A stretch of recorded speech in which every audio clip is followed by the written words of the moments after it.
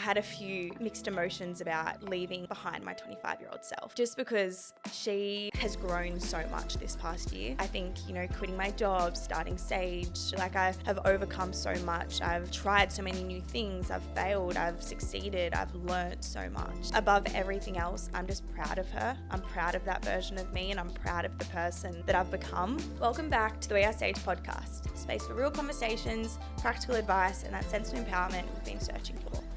Now, today we're back for another episode of our sister series, our very popular sister series, where we talk all things, girlhood, trends, life lessons. It's real, it's relatable, and a little bit chaotic, just how sisters do it. So, Abs, welcome back to the pod. Hello, happy to be here. I love our sister series. It's so fun just to, Becoming a staple here. I know. Staple guest. You guys are going to get sick of me. Well, look, Abs, I thought we could start off talking a little bit about, we obviously just got straight back from Coffs Harbour. We were up there for State of Origin, representing our state, New South Wales. And for those that don't know, it's quite a big deal. Abs made her Women's Opens debut. She's still she's 21, so actually still eligible for the 20s division, but good enough to play up in the Opens. And I'm one proud sister, but I wanted to ask you, Abs, how cool was it making that debut on the weekend? Unreal. Absolutely unreal. Like, Oztag has always been such a huge part of my life, and I feel so passionate towards it, and I really try to work hard within it. So getting the opportunity to kind of be rewarded for hard work and represent my state was such an awesome opportunity, and I was so grateful for it and just kind of like overwhelmed with how amazing it was. But yeah, it was just a really cool opportunity. It was obviously such a great team, and I think playing with such good players just makes you better. And yeah, it was kind of a pinch me moment. Like my younger self would have been really, really proud and happy for me. And 100% that's a cool thing to kind of know in the moment when you're doing something that young you would be pretty proud and pretty stoked. So it was really awesome. No, it was epic. And not only, are you proud of yourself for being there, but everyone else was proud of you too. Like, it was pretty cool watching, as a sister, watching all the girls in our team, all the older girls rally around you, support you on the sideline and back you as well. Like, everyone just had so much confidence in you to just go out there and do your thing. Yeah. And me especially. Yeah. And it was so cool to kind of just watch you and go out there next to you, play next to you, and just like enjoy it. And I think it was pretty cool for mum and dad too. Yeah, it definitely was. Mum and dad were so happy to watch me go get it.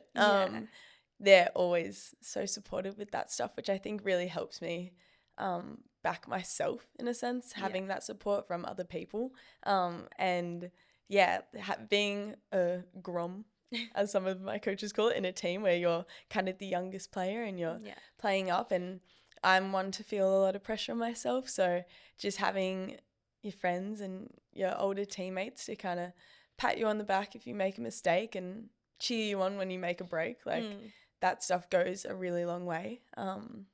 And I mean, I love like getting advice from people. Like, I would take everything on. So I really love being with older teammates, more experienced girls, and obviously you being my sister is such a bonus. But it's really cool to be able to have those people that you can go to and kind of check in and be like, I don't really know what to do here, or I feel like I'm doing this, and just get that honest feedback. I think it kind of has made me grow as a player a lot in the past couple of years, being pushed to play with older. Like, you've obviously played with our Cronulla team at State Cup and Nationals in Women's Opens for a couple of years now. So you're no stranger to that environment, but watching you really just kind of take it to the next level and really kind of up that confidence and back yourself has been really, really cool. So I just wanted to tell you I'm really proud of you, because stop, I'll cry. Having you by my side on the field was it was a pinch me moment for me too. And it was super cool. Something that, I'll remember forever. Agreed. So, Agreed. it's like... Oh, stop. If I keep talking, I'll cry. So, but I mean, that was such a cool aspect of it, was the it felt like a family kind of thing. We had a lot of girls that we're really close with from our Cronulla team in it. And I mean, our Cronulla team won a state cup this year. So we're riding a bit of a high right now. We are. And we've all just gotten so close. And that team culture is just there. And I think that's such an awesome aspect of Oztag. And I hope that other people can find that within their own sports. Yeah. Is like that team culture. It's so important. And it's just like, it makes going to training just worth it. You know, it makes showing up for your teammates, because you're not just showing up for them as players, you're showing up for them as friends, as people that you know, would go out on the field and die for. You know, that's a bit dramatic, but like you want to, you want to feel super connected to them. And I mean, I know for sure if you like got a shoulder dropped on you, I'm coming in. No, but wrong sport. Just having your friends' backs and your teammates' backs and feeling supported by them. And that's one thing that I think I love about team sport. Is just feeling that sense of community. And well, it's why we play, right? Exactly. It's why we play, for those connections, that team culture. And we've worked really hard the past few years to kind of build up that team culture and to get it to where it is now. And it's why I love sport so much, team sport in particular, and it carries through so many different sports. But it's why we play, because you're lining up beside some of your best friends and you're literally riding the highs and lows with them, and it makes all those achievements even sweeter, because you're doing it with, you know, people that you've busted your ass alongside for months at training. Absolutely. And I love it. I just love the friendships that have come from it, all that kind of stuff. Absolutely. And I look at my friends, and most of them I met through sport. And I can say honestly that like at some point we've had to lift each other up. And I think that's such an important part of sport, but also friendship, is just feeling like kind of an obligation, but wanting to make that person feel good about themselves, and tapping them on the back or saying head up, you know, when they're making a mistake or whatever. It's all really important stuff, and it's life skills at the end of the day. You know, you need 100%. that stuff to overcome, be resilient. It's so important. Dealing with, you know, failure, setback, all that kind of stuff. Like, it's what sport teaches us. Yeah, absolutely. So, and I think it's so important, like, young girls, if you are listening, stay in sport. Keep playing sport, because it's such a huge part of our lives, and it's so worth it. You know, it keeps you healthy, keeps your brain right, body right, builds those friendships, and you come away with so many life skills, so many things that are just important. And as life gets busy as well, so I find that sport has become my social outing too. Like, I go to training or I go play on a Monday night, and it's what I look forward to in my week, because I'm seeing friends. Absolutely. And you know, I'm 26. I'm getting old now, but sport is still like the best part of my life, I would say. Like, I love it. I look forward to it. It's, I don't know any different, but I wouldn't change it for the world. So I'm very big on that. If you're listening, stay in sport. And if you're not in sport, go sign up and play something. 100%. Well, let's actually talk about a very special event that just happened straight after Cops. Chels actually turned 26 the other day. So the big 26, you know, it actually rocked me the night before my birthday when you said, how does it feel? Like, you're about to enter the second quarter of your life. And I was like, oh, that's really deep. But I actually went to bed thinking about it. I'm like, that's kind of crazy. Yeah, literally, like quarter life crisis. Are you feeling any symptoms or? Not yet. Okay, maybe TBC. It's a midlife kind of thing. No, I love that. I mean, was there any kind of moments recently? We were sitting at actually the table on your birthday, and our brother asked you what was like your kind of peak of being 26. What was one moment that you're super grateful for? And I thought 25. I guess my answer to him is the same today. Like, I had a lot of mixed emotions on my birthday for some reason. Like, I had a great morning, went out for breakfast with Tom, but I just felt a little bit like off, and I was like, why am I feeling like this? And I ended up journaling for a little bit and came to terms with the fact that I think I had a few, you know, mixed emotions about leaving behind my 25-year-old self. Just because she has grown so much this past year.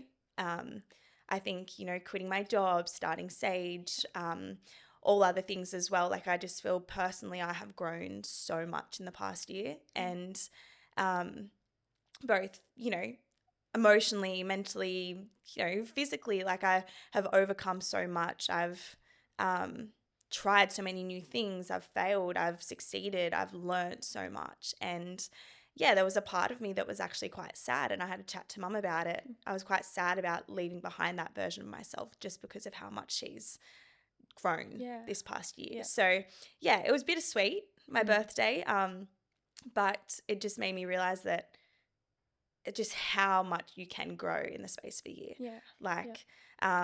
Even as, you know, you get 26, there's still so much to learn and to do. And it made me also very excited for the year ahead. You know, looking back on just how much I did, now I know that there's so much more in store in the next year. So it was very bittersweet, but you know, that's so exciting. That's growing up. It's so exciting. Absolutely. And I think you can look at it one of two ways. And I think some people, when it comes to their birthday, it's more of a sad thing than kind of a happy thing, because you're getting older, and that means that you have to leave certain versions of yourself kind of behind.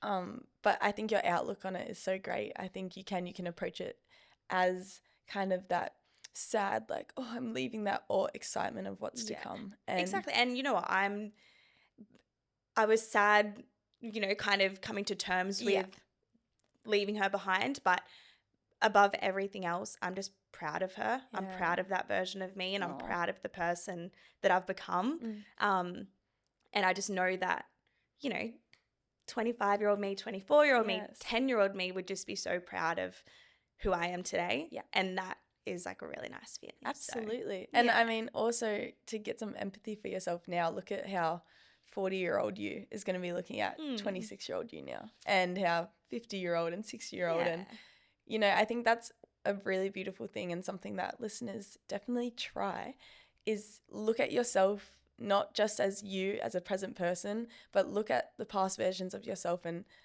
remember that, you know, they're just figuring things out. You're just figuring things out, and to be kind to yourself in those moments of growth.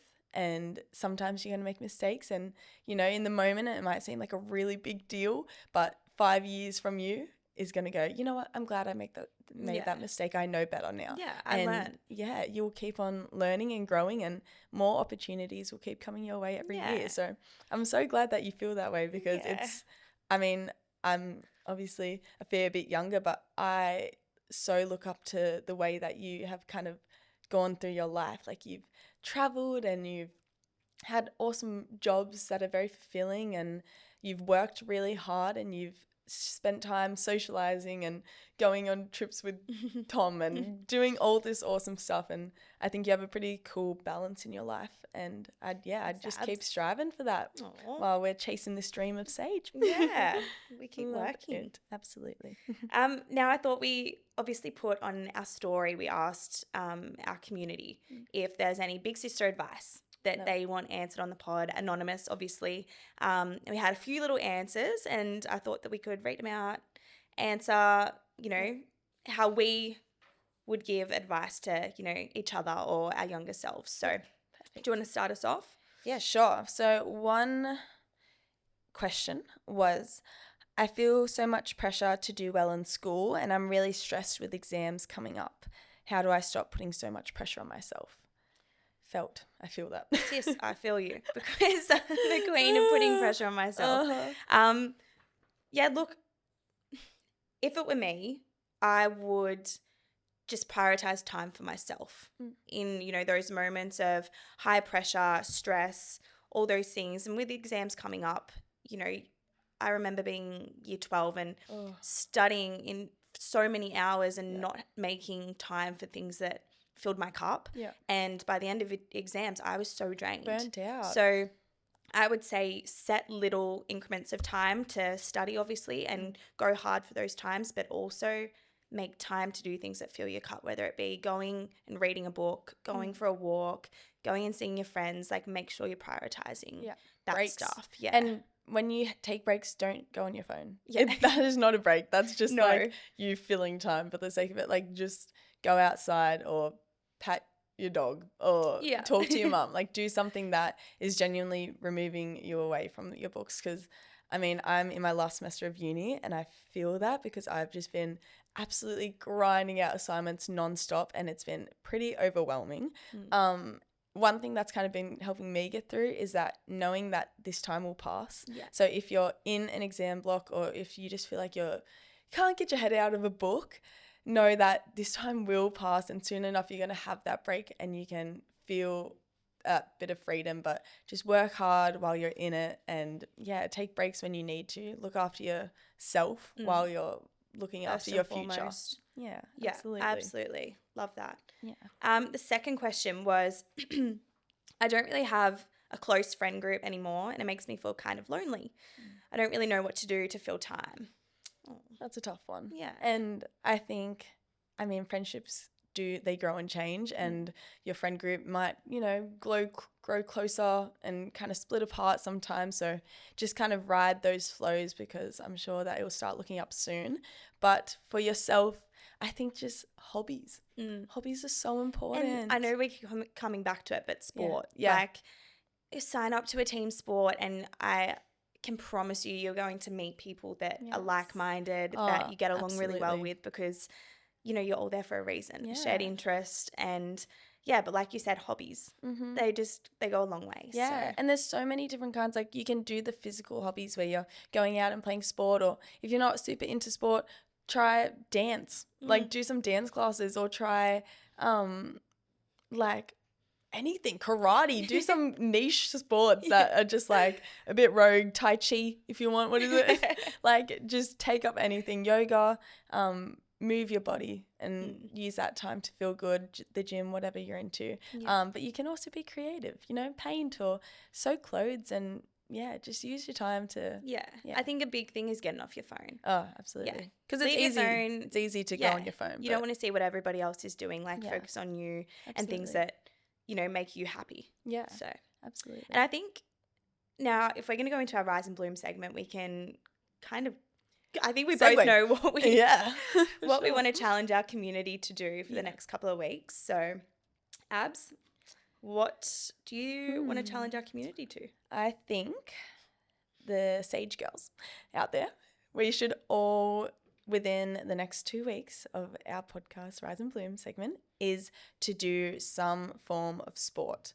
Do, like I said, a dance class, do, I don't even know, anything. Surfing. Go for a run, go for a surf, do something that, kind of fills your cup. Do a sport and give it a crack. Do something new if you want. Yeah. Maybe we'll go try badminton or something. You know what I want to try? Everyone's been doing it is pickleball. Yeah. We're good. Get your family together or get some friends. Go play pickleball. Go play tennis. Like, let's do it. Let's get out there. Absolutely. The sun's out, so let's do it. All right. And before we wrap it up, On Our Radar segment where we give our current recommendations, song, movie, and book that we're loving at the moment. So, Abs, want to kick us off? My song of this week is We Find Love by Daniel Caesar. I love his music so much. He's just like, it feels like a hug, his music. Aww. So, that song's a banger. All of that album, bangers. Look it up. Yeah, have a crack. What about you? What's your song? Mine's obviously Sabrina Carpenter brought out her new album. I think I know what you're going to say. Yeah, you actually introduced me to it. But Sugar Talking, one of my favourite songs on that album. I've had it on repeat. Yep. It's just such a vibe. Yes. She's just so funky and I love this whole new kind of, the aura that she has. It's just such a good energy. It is. It's so fun and funky and disco-y. And I love it. I love it. Such a good vibe. All right, movie. Abs? Okay, so this is like one of my favorite movies of all time and I rewatched it the other day, but She's the Man. Oh. What a film. What a film. Oh, like without talking about Channing Tatum, but that's a great aspect of it because he's In his awesome. prime. In his prime. But it is just the funniest movie. I think there's so many quotable moments from it, and we always say it all the time. Like when I look at you for what you really are, which is ugly. Like, oh, hilarious. The tampons up the nose. Yeah. So good. If you haven't watched it in a while, go rewatch it because it is Such a good movie. the best. Doesn't get much better. Yeah. What's yours? Mine, again, a classic, not a new movie, but my favorite of all time, The Longest Ride. Oh. Love, I'm a cowgirl at heart. But yeah, romance, drama, for anyone who hasn't seen it, go watch it. Yeah. It's Scott Eastwood. He's a bull rider and he meets a girl who's studying art. That's her passion. And yeah, the story is so good. So I don't want to give anything away, but yeah, love that movie so much. Go watch it. It is. I think I've seen that just by sitting on the lounge with you in the living room. It's my comfort movie. I've seen Leave it me like alone. 15 times, but it is a good movie. It's so good. All right. What about your book? On the radar? Look, I haven't finished this book, so don't come at me. Yeah. But I've heard it's a really, really good ending. Okay. The Housemaid, currently reading it. It's got me hooked. It's a bit of a psychological thriller. Title pretty much says it. Housemaid, moves in with his family. They're actually making a movie out of it. If you haven't seen, coming out in December. That's cool. That's why I'm trying to hurry to finish it. But it's got Sydney Sweeney, Amanda Seyfried. It's going to be a good one. Okay. So, if you're into psychological thrillers, The Housemaid. Oh, we've read so many thrillers this year and we've just told each other about the plots of it. But I think I'm going to have to read that after you. But my book of this moment is Daisy Jones and the Six by Taylor Jenkins Reid. I love her books in general. I think she has such a way of transporting you into a different life, and this book is just everything. It's 70s kind of rock and roll hippie band on tour. There's a bit of love drama and triangles and bit of scandals, but it is such a good book. And I just adored reading it. And there's also a TV show of it, which the vibe of that is Fleetwood Mac. Perfect vibes, energy. We love it. We nice. Love it. Yeah, love that. Alrighty, well, that's kind of all we have time for today, Ab. So for those that have tuned in, a big thank you. If you enjoyed the episode, please be sure to subscribe, and leave a comment. Tell us your favourite part. Make sure to follow us at weare.sage on all our socials. And lastly, like always, to every girl that's ever felt like too much, not enough, or completely lost, we see you here at We Are Sage, and we are here for you. Good luck for your challenge, signing up and going and playing a sport. And we'll catch you next time. Thanks, guys.